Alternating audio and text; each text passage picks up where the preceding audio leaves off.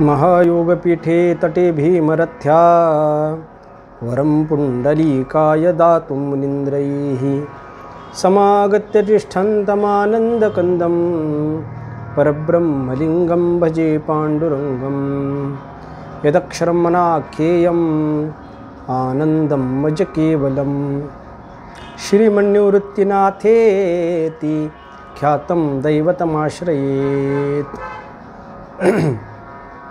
नमः श्री शंकरानंद गुरुपादांबुजन्मने सविलास महामोह ग्राहक कर्मणे। मागील पाठामध्ये आपण सुषुप्ती नावाच्या अवस्थेचा विचार केला। आता आपण तीन अवस्थेचा विचार केला, जागृत, स्वप्न आणि सुषुप्त।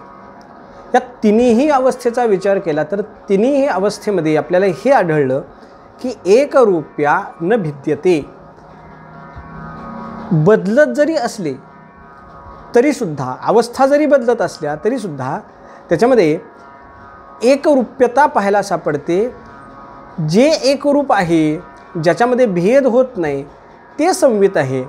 अशा पद्धतीचा विचार आपण या ठिकाणी केला आणि त्यानंतर असा विचार करायला सुरुवात केली की जे जागृत अवस्थेमध्ये आहे, जे निद्रावस्थेमध्ये आहे आणि जे सुषुप्ती अवस्थेमध्ये आहे त्याच्यामध्ये काही बदल होतोय का? तर त्याच्यामध्ये कोणत्याही पद्धतीचा बदल होत नाही हे आपल्याला पाहायला सापडतं आणि त्याच्याच पद्धतीचा विद्यारण्य स्वामींनी पुढचा श्लोक रचलेला पाहायला सापडतो। काय सांगतात विद्यारण्य स्वामी? सबोधो विषयाद भिन्नो बोधत्तं स्वप्नबोधवत् एवं स्थानत्रयोपेका संवित्तद्वद्दिनांतरे। बघा अजून एकदा आपण श्लोकाचा विचार करू। सबोधो विषयाद भिन्नो बोधात् तत् स्वप्नबोधवत् एवं स्थानत्रयोपेका संवित्तद्वद्दिनांतरे। तिन्ही अवस्थेचा जर विचार आपण केला तर त्यांनी ज्या ठिकाणी वर्णन केले की सबोधो विषयाद भिन्नः, वेगवेगळ्या पद्धतीचे भिन्न विषय जरी असले तरी सुद्धा त्या संवितमध्ये कोणत्याही पद्धतीचा फरक पडत नाही, हे या श्लोकामधून सांगण्याचा प्रयत्न केलेला आहे। आता बघूया आपण अवस्थेंचा विचार केला। अवस्था म्हणजे काय?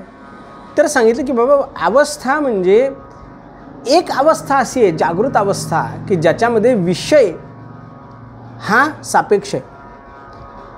दुसरी अवस्था आहे ती निद्रावस्था किंवा त्याला सुषुप्ती अवस्था म्हणतो, तिथं अभावात्मक अशा पद्धतीचे विषय आपल्याला पाहायला सापडतात। आणि तिसरी अवस्था जी स्वप्नावस्था आहे, ज्याला संस्कार हेच विषय आपल्याला पाहायला सापडतात। पण या तिन्ही अवस्थेचा जर आपण विचार केला तर या तिन्ही अवस्थेला आधार जर काय असेल तर काळ हा आधार आहे। काळ हा आधार आहे। बघा स्वप्नावस्थेमध्ये असू द्या, जागृत अवस्थेमध्ये असू द्या किंवा सुषुप्ती अवस्थेमध्ये असू द्या, या तिन्ही अवस्थेचा जर आपण विचार केला तर या तिन्ही अवस्थेमध्ये आधार काल आहे।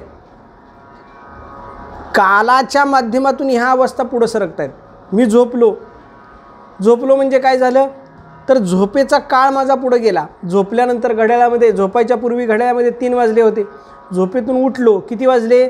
4 वाजलेले होते, म्हणजे 1 तास काळ पुढे गेला। स्वप्न पडलं तरी सुद्धा काळ पुढे जातोय, जागृत अवस्थेमध्ये सुद्धा काळ पुढे जातोय। म्हणजे आपण जर विचार केला तर वृत्ती विषयाला आकार देते, संस्काराला आकार देते किंवा अभावाला आकार देते। या तिन्ही अवस्थेमध्ये जर आपण विचार केला तर आधार मात्र काळ आहे आणि तो काळ हा निश्चित पद्धतीने पुढे जातोय असं आपल्याला पाहायला सापडतो। म्हणजे संवित या तिन्ही अवस्थेमध्ये आहे, संवित या तिन्ही अवस्थेमध्ये आहे, परंतु याला मात्र आधारत्व कशाचं दिले तर काळाचं आधारत्व दिले। काळ हा नेहमी पुढे सरकतोय, काळ हा थांबत नाहीये आणि काळ हा पुढे सरकत असल्यामुळे या तिन्ही अवस्थांचाही विचार काळ या माध्यमातून आपल्याला करता येतो, अन्य माध्यमातून करता येत नाही. कारण विषय एका ठिकाणी आहेत, एका ठिकाणी संस्कार आहेत, एका ठिकाणी अभाव आहे. त्यामुळं विषयच या ठिकाणी आहेत असं म्हणता येत नाही. मग काय केलं तर आधार काळ घेतला आणि काळाच्या माध्यमातून या तिन्ही गोष्टी वर्णन केलेल्या आपल्याला पाहायला सापडतात. बघा बरं का, फार सोपं आहे, अवघड नाही अजिबात. लक्ष देऊन ऐकलं तर फार सोपं आहे. आता या तिन्ही अवस्थेमध्ये काय फरक आहे याचा थोडासा आपण विचार करू. जागृत अवस्थेमध्ये विषय आहेत का नाही? आहेत. पण ते विषय हे स्वप्नावस्थेपेक्षाही अधिक स्थिर असलेले आपल्याला पाहायला सापडतात. स्वप्नावस्थेमध्ये जे विषय आहेत ते अस्थिर आहेत, पण त्या मानानं जागृत अवस्थेमध्ये असणारे जे विषय आहेत ते आपल्याला स्थिर वाटतात. म्हणजे काल मी होतो तिथंच मी आज आहे, कालच्या पुढचं स्वप्न मला आज पडेल असं सांगता येतं आहे का? नाही. आणि जर समजा आपण सुषुप्ती नावाच्या अवस्थेचा विचार केला तर त्या अवस्थेमध्ये आपण काय आहे तर त्या असणाऱ्या गोष्टीला, सुषुप्तीला आधार जरी काळ असला तर त्याचा विषय कोणता आहे तर अभावात्मक अशा पद्धतीचा विषय.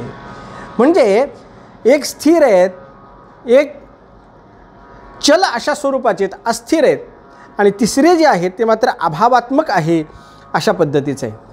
पण या तिन्ही अवस्थेमध्ये एक गोष्ट साम्य आहे, एक गोष्ट आपल्याला सापडते ती म्हणजे चेतना. जरी मी झोपताना मीच आहे, जागृत अवस्थेमध्येही मीच आहे आणि सुषुप्ती अवस्थेमध्येही मीच आहे, स्वप्नावस्थेमध्ये मीच आहे. मी झोपतो असं म्हणून ज्यावेळेस एखादा व्यक्ती पलंगावर पडतो, गादीवर पडतो आणि झोपतो, त्यावेळी डास चावले हे कळणारी तीच व्यक्ती आहे, दुसरी व्यक्ती नाही. कळते का तुम्हाला? किंवा स्वप्न पडलं हे सांगणारी व्यक्तीसुद्धा तीच आहे, त्याच्यामध्ये कोणत्याही पद्धतीची भिन्नता नाही असं आपल्याला पाहायला सापडतं. म्हणजे काय तर जागृत अवस्थेमध्ये, निद्रा अवस्थेमध्ये आणि सुषुप्ती नावाच्या अवस्थेमध्ये, या तिन्ही अवस्थेमध्ये त्या व्यक्तीमध्ये कोणत्याही पद्धतीचा फरक पडत नाही. एखादा व्यक्ती झोपेतून उठलो आणि उठल्यानंतर काय म्हणतो, मी उठलो. कधी झोपलो होतो मी 3 वाजता झोपलो होतो, मी 5 वाजता उठलो, 2 तास माझी छान झोप झाली. आता छान झोप झाली ह्या सांगण्यामध्ये आपल्याला एक कुठंतरी एक रेष अशी आहे किंवा कुठंतरी एक माळ अशी आहे की जी जागृत अवस्थेमध्ये, स्वप्नावस्थेमध्ये आणि सुषुप्ती अवस्थेमध्ये कॉमन आहे, समान आहे, हे आपल्याला पाहायला सापडतं. बघा, तथा देहांतर प्राप्ती ही धीरः तत्र न मुह्यती असं वर्णन करताना ज्या अवस्थांचं वर्णन केलं, देहेस्मिन यथा देहे कौमारम यौवनम जरा तथा देहांतरः प्राप्ती, दुसऱ्या अध्यायामध्ये भगवंत वर्णन करतात. बाल्यावस्थेमध्ये मीच आहे, युवावस्थेमध्ये मीच आहे, प्रौढावस्थेमध्ये मीच आहे आणि वृद्धावस्थेमध्ये सुद्धा मीच आहे. आणि देहांतर झालं तर मात्र शारीरिकदृष्ट्या मी तिथं नाही, पण आत्मिकदृष्ट्या मी तिथे आहे, हे लक्षात ठेवायचं. तसं जागृत अवस्थेमध्ये मी आहेच, सुषुप्ती अवस्थेमध्ये मी आहेच, स्वप्नावस्थेमध्ये मी आहेच, आणि ज्यावेळेस स्वप्नावस्था सुषुप्ती अवस्थेनंतर पुन्हा मी जागृत अवस्थेमध्ये येतो त्यावेळेस मी आहेच हे मान्य करावं लागतं. आणि ज्यावेळेस आपण मी आहे हे मान्य करतो त्याच वेळेस कुठेतरी त्याचा एक धागा आपल्याला पाहायला सापडतो, अन्यथा पाहायला सापडत नाही. एखादा व्यक्ती झोपला, गोविंदराव झोपले, आणि गोविंदराव झोपल्यानंतर त्यांना विचारलं, का हो झोपेत तुम्ही होता का? म्हणले होतो. म्हणजे झोपेतलं काय आठवत आहे का? आठवत नाही. ठीक आहे, पण गोविंदराव झोपले आणि परत गोपाळराव उठले असं होईल का? होणार नाही. गोविंदराव झोपल्यानंतर उठणारी व्यक्ती ही सुद्धा गोविंदराव आहे, गोपाळराव असणार नाही आहे, हे लक्षात ठेवा. म्हणजे ज्या वेळेस आपण एखाद्या ठिकाणी जातो त्यावेळेस जाणारा मी असतो, तिथं काम करणारा मी असतो आणि परत येणारा सुद्धा मीच असतो. त्या पद्धतीनं या अवस्थेंचा जर विचार केला तर या संपूर्ण अवस्थेमध्ये सुषुप्ती अवस्थेमध्ये सुद्धा मी आहेच, स्वप्नावस्थेमध्ये सुद्धा मी आहेच, आणि पूर्वी जागृत अवस्थेमध्ये मी जसा आहे तसाच नंतर जागृत अवस्थेमध्ये आहे. माझ्यामध्ये कोणत्याही पद्धतीचा फरक पडलेला नाही. आणि हा फरक पडलेला नाही यालाच काय म्हटलं गेलंय, एवं स्थान त्रयो अपि एकहा. एवं स्थान, या सगळ्या स्थानांमध्ये त्रयो, 3 वेगवेगळ्या पद्धतीची स्थान आहेत. स्थान म्हणजे अवस्था आहेत. या 3 वेगवेगळ्या पद्धतीच्या अवस्था असताना सुद्धा एकच आहे. व्यक्ती एकच आहे, चेतना एकच आहे. आणि चेतना एक असल्यामुळं त्याला शब्द वापरला एका. बघा 3 स्थान आहेत, 3 अवस्था आहेत, स्वप्न, जागृती, सुषुप्ती. याला जागा म्हणजे देश एकच आहे. एकाच स्थळी राहून सुद्धा 3 वेगवेगळ्या पद्धतीच्या अवस्था आपल्याला अनुभवायला मिळत आहेत. आणि या 3 वेगवेगळ्या अवस्थांचा विचार केला तर या 3ही अवस्थेमध्ये भिन्न भिन्न वाटणारं जे संवित आहे ते संवित मात्र एकच आहे असं आपल्याला पाहायला सापडतं. एकच आहे. मग जागृत अवस्थेमध्ये ते प्रकाशित काम करतं, स्वप्नावस्थेमध्ये सुद्धा प्रकाशनाचं काम करतं, आणि सुषुप्ती नावाच्या अवस्थेमध्ये ते मात्र अप्रकाशनाचं काम करतं. म्हणजे अभावाचा विषय त्या ठिकाणी आहे असं आपल्याला पाहायला सापडतं. म्हणजे काय, या ठिकाणी जे ज्ञान आहे त्या ज्ञानामध्ये कोणत्याही पद्धतीचा फरक नाही असं आपल्याला पाहायला सापडतं. प्रत्यक्ष, अनुमान आणि अनुपलब्धी या 3 पद्धतीच्या प्रमाणांच्या माध्यमातून आपण हे सिद्ध केलेलं आहे, पाठीमागे सिद्ध केलं आहे. पण एका वाक्यामध्ये ते सांगून सांगतो. जागृत अवस्थेमध्ये विषय प्रत्यक्ष आहेत, स्वप्नावस्थेमध्ये त्याचं अनुमान आहे. अनुमान आहे त्या विषयांचं. मी असं केलं तर, मी असं झालो तर, मी गंगेला गेलो तर, वगैरे वगैरे वगैरे असं. आणि शेवटी जी अनुपलब्धी नावाची प्रमाण आहे त्या प्रमाणाच्या माध्यमातून सुषुप्ती नावाच्या अवस्थेचा विचार आहे. म्हणजे काय तर या 3ही अवस्थेंचा जर आपण विचार केला तर या 3ही अवस्थेमध्ये जे एक आहे ते एक कोणतं गोष्ट आहे तर संवित नावाची एक गोष्ट आहे असं आपल्याला पाहायला सापडतं. म्हणून या ठिकाणी वर्णन करताना बघा बरं का, या ठिकाणी वर्णन करताना कशाचं वर्णन केलं आहे तर सांगितलं सबोधो, त्या पद्धतीचा बोध, त्या माध्यमातून होणारा बोध हा काय आहे, विषयात भिन्न, हा विषयांपासून भिन्न बोध आहे. तर विषयांपासून भिन्न बोध कसा, विषयांपासून भिन्न बोध कसा बघा, आपल्याला प्राप्त होणारा विषय आणि त्या विषयाच्या माध्यमातून होणारा बोध हा प्रत्येकाला भिन्न भिन्न आहे. प्रत्येकाला भिन्न भिन्न आहे. ते कशावर अवलंबून आहे तर त्याच्या ज्ञानावर ते अवलंबून असलेलं आपल्याला पाहायला सापडतं. म्हणून सांगितलं सबोधो विषयाद भिन्न, हा विषय म्हणजे बोध नाही आहे, विषय म्हणजे बोध नाही आहे. तर विषयापेक्षा बोधाला भिन्नत्व दिलेलं आपल्याला पाहायला सापडतं. अगदी साधा सोपा आहे बघा, जास्त आपण नाही, आपण अनेक असणाऱ्या ग्रंथाच्या माध्यमातून याचा विचार केला आहे.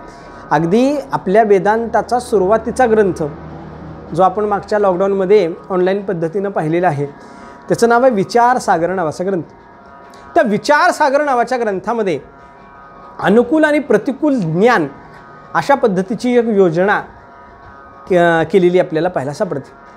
म्हणजे एखाद्या विषयापासून एखाद्या व्यक्तीला अनुकूल ज्ञान प्राप्त होतं तर दुसऱ्या व्यक्तीला त्याच विषयातून प्रतिकूल अशा पद्धतीचं ज्ञान प्राप्त होतं. अगदी संतांच्या वाणीच्या माध्यमातून सुद्धा यांचं आपण वर्णन करू शकतो. बघा की आजी संसार सुफळ झाला गे माये, देखेले पाय विठोबाचे.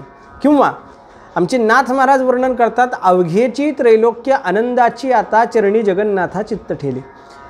त्रैलोक्य आनंदाचं आहे, आज संसार सगळा आनंदाचा झाला हे म्हणणारे तुकोबाराय नाथ महाराज किंवा आमचे माऊली ज्ञानेश्वर महाराज या दोघांचा विचार केला तर या दोघांनी मात्र संसाराच्या संबंधानं, संसार नावाचा विषय त्या विषयाच्या संबंधानं अनुकूलता व्यक्त केलेली पाहायला सापडते.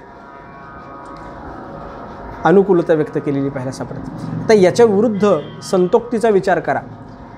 तुकाराम महाराजांनी अनेक ठिकाणी संसाराला दुःखरूपता दिलेली पाहायला सापडते. संसाराला दुःखरूपता आपण नेहमी त्याचं वर्णन करतो महाराज, संसार दुःख मूळ चहू कळे इंगळ, दुःख बांधवडी आहे हा संसार, सुखाचा विचार विठ्ठले हे मन प्रपंचापासून वमन ते मनी बैसलेसे. अनेक ठिकाणी याचा विचार, संसाराच्या दुःखमूलतेचा विचार केलेला आहे. विषयाच्या पासून बोध हा भिन्न आहे. तात्पर्य बघा, काही जणांना संसार हा सुखवत वाटतो, तर काही जणांना तोच संसार दुःखवत वाटतो. याच्यामध्ये अवस्थेची भिन्नता आपल्याला पाहायला सापडते. अवस्थेची भिन्नता. ज्या वेळेस साधक अवस्थेमध्ये असतो त्यावेळेस संसार दुःखरूप वाटायला सुरुवात होतो.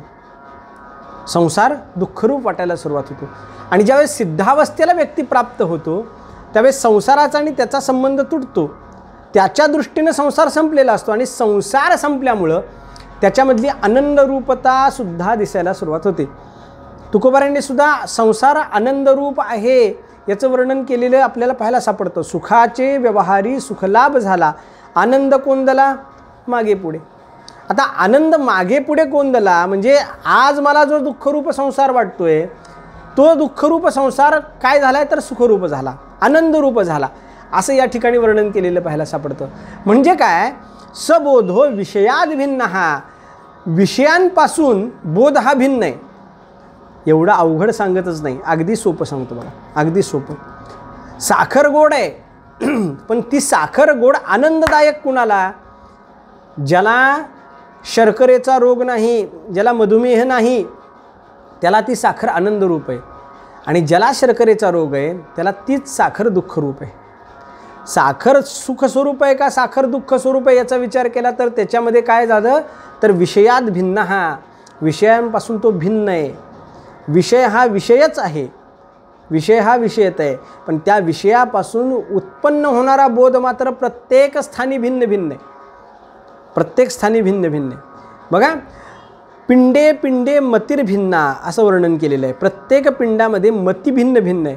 आणि ज्या ठिकाणी मती भिन्न असेल त्या ठिकाणी काय आहे तर निश्चित पद्धतीने बोध भिन्न भिन्न असलेला आपल्याला पाहायला सापडतो.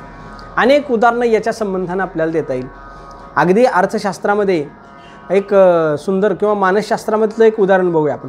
मानसशास्त्रामध्ये एक सुंदर उदाहरण आहे. काय झालेलं असतं तर एका व्यक्तीच्या समोर अर्धा भरलेला ग्लास ठेवला जातो, अर्धा भरलेला पेला, त्याच्यामध्ये अर्ध पाणी भरलेलं असतं, अर्धा रिकामं असतं. त्याला विचारतो की बाबा तुम्ही कोणत्या पद्धतीचा विचार करताय, याच्या माध्यमातून आपण पाहूया. विचारतात काय या पेल्यामध्ये, तर जो व्यक्ती सांगतो की अर्ध पाणी भरलेलं आहे तो सकारात्मक विचार करणारा आहे, आणि जो म्हणतो की अर्धा रिकामा ग्लास आहे किंवा अर्धा ग्लास रिकामा आहे तो नकारात्मक विचार करणारा आहे, असं आपल्याला पाहायला सापडतं. बघा, पिंडे पिंडे मतिर्भिन्ना, आणि ज्या विषय तर समानच आहे, विषय समान आहे, पण तो विषय प्रत्येकाला कसा आहे तर बोध करताना भिन्न भिन्न पद्धतीचा बोध करतो असं आपल्याला पाहायला सापडतो. म्हणून सांगितलं सबोधो विषयाद भिन्न, हा भिन्न आहे. बोधात तत् स्वप्नबोधवत, ते बोध करताना कसं बोध करतं तर स्वप्नबोधवत, ज्या पद्धतीनं स्वप्नात बोध होतो त्या पद्धतीने. म्हणजे स्वप्नावस्थेमध्ये असू द्या, जागृत अवस्थेमध्ये असू द्या किंवा सुषुप्ती नावाच्या अवस्थेमध्ये असू द्या, या तिन्ही अवस्थेमध्ये विचार करत असताना विषयांपेक्षा भिन्न आपल्याला बोध होतो असं या ठिकाणी वर्णन केलं आहे. त्याने सांगितलं एवं स्थानत्रयोपेका, या तिन्ही स्थानामध्ये असतानासुद्धा, या तिन्ही स्थानांचा विचार केला तर या तिन्ही स्थानांमध्ये एक संवित आपल्याला पाहायला सापडतं. तद्वत दिनांतरे.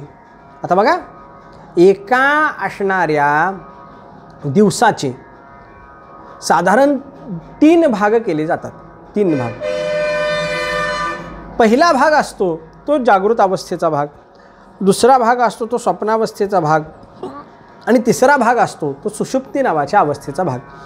मनुष्य साधारणपणे 12 ते 16 तास जागृत अवस्थेमध्ये असतो. ते काय प्रत्येकामध्ये भिन्न भिन्न आहे. काही काही अशी लोक आहेत की बाबा ते 12 तास झोपतातच, बरोबर की नाही, पण त्यांचा आपल्याला विचार करायचा नाही. 12 ते 16 तास आपण मनुष्य काय करतो साधारण पद्धतीने जागृत अवस्थेमध्ये असतो. आणि सुषुप्ती आणि स्वप्न अवस्था या अवस्थेंचा विचार केला तर साधारण पद्धतीने दोन्ही अवस्था मिळून 8 तास तो असतो. 8 ते 10 तास आपण त्याचा विचार करू. 8 ते 10 तास तो अशा अवस्थेमध्ये असतो. मग जागृत अवस्थेमध्ये असणारा तोच आहे, सुषुप्ती अवस्थेमध्ये असणाराही तोच आहे, आणि निद्रावस्थेमध्ये असणारा सुद्धा तोच आहे. या तिघांचा जर आपण विचार केला तर या तिन्ही अवस्थेमध्ये एकच आहे. आणि त्याच्या पुढं वर्णन केलं तद्वत दिनांतरे, आणि त्याच्या पुढं दिनांतरे, दिन बदलल्यानंतर सुद्धा, दिवस संपल्यानंतर सुद्धा त्याच्यामध्ये कोणत्याही पद्धतीचा बदल होत नाही असं वर्णन केलेलं आपल्याला पाहायला सापडतं. त्याच्यामध्ये कोणत्याही पद्धतीचा बदल नाही. तो बोध तसाच आपल्याकडे राहतो, त्याच्यामध्ये बोध नाही. आणि पुढच्या श्लोकामध्ये वर्णन करताना सांगितलं मासाब्द युगकल्पेषु गतागमिश्च वने कदा नोदेती नास्ततमे एका संविद एषा स्वयंप्रभा. बघा पुन्हा एकदा आपण तो श्लोक वाचूया. मासाब्द युगकल्पेषु गता गमिश वने कदा नोदेती नास्तमेत्का संविद एषा स्वयंप्रभा. बघा बरं का, एक दिवस झाला, त्या एका अवस्थेमध्ये एका दिवसामध्ये माझ्यामध्ये काही बदल झाला का? नाही बदल झाला. जागृत अवस्थेमध्ये तेच आहे, सुषुप्ती अवस्थेमध्ये तेच आहे, स्वप्नावस्थेमध्ये तेच आहे. 24 तास झाले, दुसरा दिवस चालू झाला. मग दुसऱ्या दिवसामध्ये तर बदल झाला का? नाही ना. दुसऱ्या दिवसामध्ये सुद्धा तसंच आहे. तिसऱ्या दिवसामध्ये विचार करा, तिसऱ्या दिवसामध्ये कसं आहे का? नाही म्हणजे तिसऱ्या दिवशीही मी तसंच आहे. मग 6 असणाऱ्या दिवसाचा 1 आठवडा झाला, काही बदल झाला का माझ्यात? काहीच बदल झाला नाही, तसंच आहे. मग ठीक आहे म्हणले. पुढच्या आठवड्याचा विचार करा. 4 आठवडे झाले, 1 महिना झाला, काही बदल झाला का? नाही ना, बदल झाला. तेच आहे संवित. म्हणून सांगितलं मासाब्द युगकल्पेषु. 1 मास झाला, 1 मास झाला. 12 मासांचं 1 संवत्सर झालं, 1 वर्ष झालं, बदल झाला का? नाही. 100 वर्ष झाली, बदल झाला का? नाही. मग कधीपर्यंत हे जावं लागतं? युगकल्पेषु. युग झालं. 4 पद्धतीची युग आहेत, सत्य, त्रेता, द्वापर, कली. या 4 युगांचा विचार केला, बदल झाला का? नाही ना झाला. म्हणजे वर्षानुवर्ष जरी झाली तरी माझ्यामध्ये कोणत्याही पद्धतीचा बदल होत नाही. युगकल्पेषु, युग झालं, कल्प झालं, बदल झाला नाही. गतागमिश वने कदा. 1 निघून गेलं, दुसरं युग झालं, तिसरं युग झालं, कोणताही बदल झाला नाही. वने कदा, बरंच बदललं, सगळं जग निर्माण झालं, पुन्हा लयाला गेलं. माझ्यामध्ये बदल झाला का? नाही. पुढं काय सांगितलं? नोदते न उदेती न अस्तेती. सूर्याचा उदय झाला, अस्त झाला, तरीसुद्धा माझ्यामध्ये कोणत्याही पद्धतीचा बदल झालेला नाही. म्हणजे एवढं सगळं होऊन सुद्धा माझ्यामध्ये कोणताही बदल नाही. मी अचल आहे, म्हणून मी अकाल आहे, अशा पद्धतीचा विचार केलेला आहे. म्हणून स्वप्नावस्थेमध्ये असू द्या, जागृत अवस्थेमध्ये असू द्या, सुषुप्ती अवस्थेमध्ये असू द्या, दिवसामध्ये असू द्या, रात्रीमध्ये असू द्या, एका आठवड्यामधून दुसऱ्या आठवड्यामध्ये जाऊ द्या, एका महिन्यातून दुसऱ्या महिन्यामध्ये जाऊ द्या, एका संवत्सरातून दुसऱ्या संवत्सरामध्ये जाऊ द्या, वर्षानुवर्ष झाली तरी, युग बदललं तरी, कल्प झाले तरी, त्याच्यामध्ये कोणत्याही पद्धतीचा बदल होत नाही. म्हणून ते संवित एकरूपा न भिद्यते. ते एकरूपच आहे, त्याच्यामध्ये कोणत्याही पद्धतीचा बदल होत नाही. अशा पद्धतीचं वर्णन या ठिकाणी विद्यारण्य स्वामींनी केलेलं आपल्याला पाहायला सापडतं. पुढेही आपल्याला थोडासा विचार करायचा आहे, पण तो पुढचा जो विचार आहे तो आपण पुढच्या पाठामध्ये करणार आहोत. रामकृष्ण हरी.